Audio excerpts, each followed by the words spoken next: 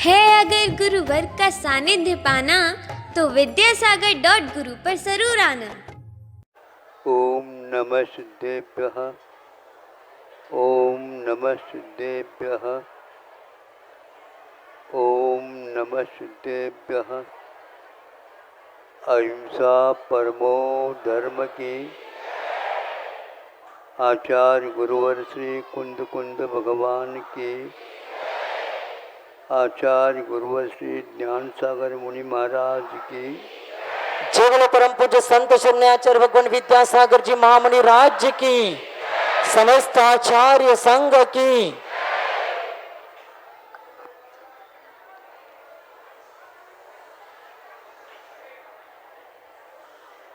दस प्राण होते हैं मनुष्य के पास, 10 पूरे रहते हैं। इसके उपरांत 11वां प्राण अन्न माना जाता है और उसको लाने के लिए 12वां प्राण धन माना जाता है। लेकिन 12वां प्राण इतना कमज़ोर है, वह बहुत सारा धन देने के उपरांत एक मुट्ठी चावल भी, चना भी नहीं मिलता। ऐसा भी समय आ सकता है। जब पूर्ण काल हो जाएगा यह पंचम, तब प्रलय का काल आता, ये भी बताया है। प्रलय का अर्थ सब कुछ समाप्त कर देना है। फिर भी संसारी प्राणी आज तक इन प्राणों के माध्यम से जीता आया है। इसके लिए अन्न के बिना चलता नहीं। यह केवल मनुष्य और तिरंचों की अपेक्षा से कहा। देवों के पास यह राशन अमृत के रूप में मिलता है, और वह भी ऐसा नहीं कि जब कभी भी अमृत खाते रहो या पीते रहो।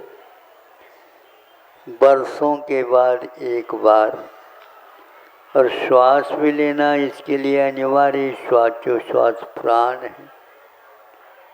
बड़ा विचित्र है, आप सो जाते हैं, कुछ पता नहीं रहता कौन क्या आता है जाता है, फिर भी आप प्राण श्वासोच्छ्वास लेते रहते हैं और क्या करते हैं, छोड़ते भी हैं।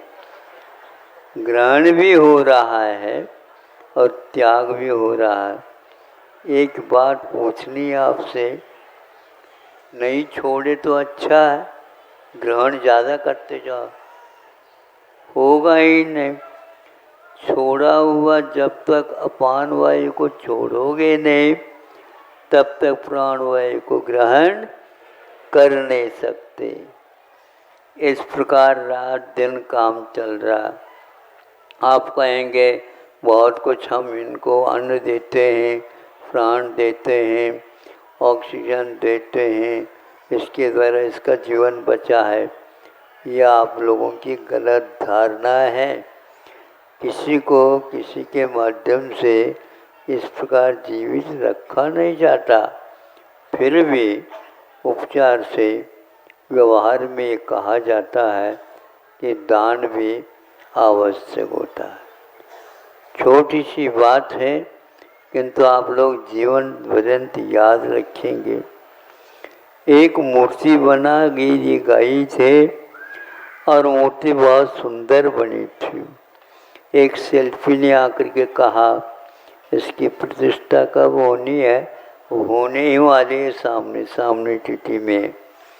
लेकिन ये मूर्ति, मंदिर तो बहुत सुंदर बना है, मूर्ति भी बहुत सुंदर है, लेकिन यह मूर्ति निर्दोष नहीं है, सदोष है। क्या कह रहे हो? हाँ, किस आधार पर कह रहे हो? हम पूछना चाहते तो पूछ लो, तो हम बता दें। बता दो आपको क्या है इसमें दोष। ऐसा कर लो, इस मूर्ति को फोड़ो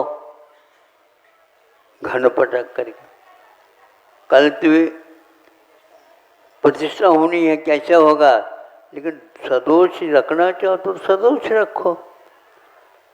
उसके कहने से, तुम्हारे कहने से हम फोड़ रहे हैं, बना करके देने होगा, हाँ ठीक है।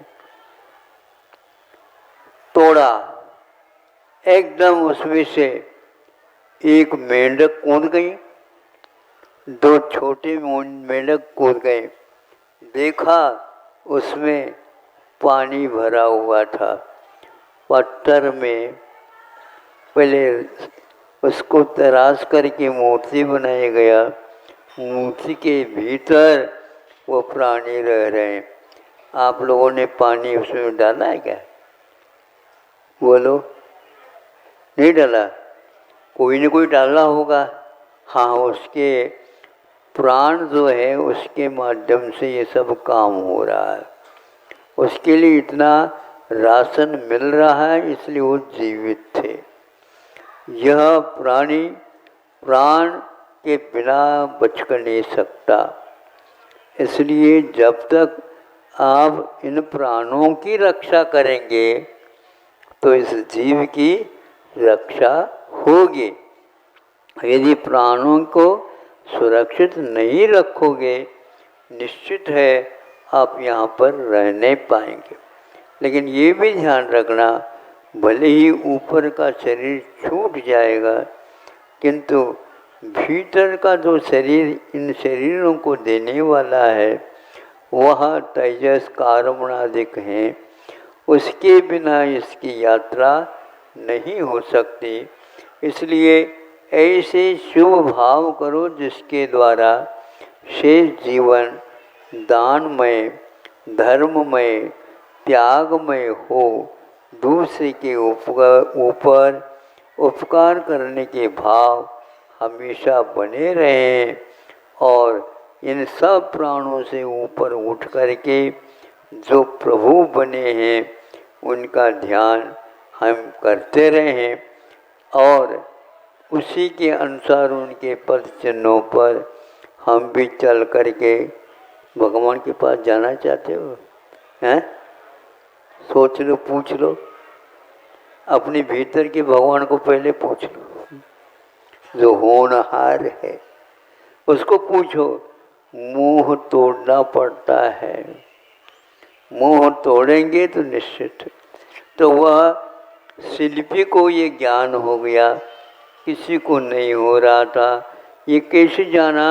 और कुछ नहीं, चंदन का लेप कर दिया गया और पूरे उसके शरीर में मूर्ति के तो सब कुछ सूख गया, पेट भर गीला रह गया। बस यही इसकी पहचान है, यहाँ पर इसका दोष है। इसी प्रकार आप लोग भी इस पेट को सदोष मान करके निर्दोष आहार देओ, ताकि सांसारिक सभी दोष समाप्त हो जाए। अहिंसा परमो धर्म। चलो परम पूज्य संत श्रवणीय आचार्य भगवान विद्यासागर जी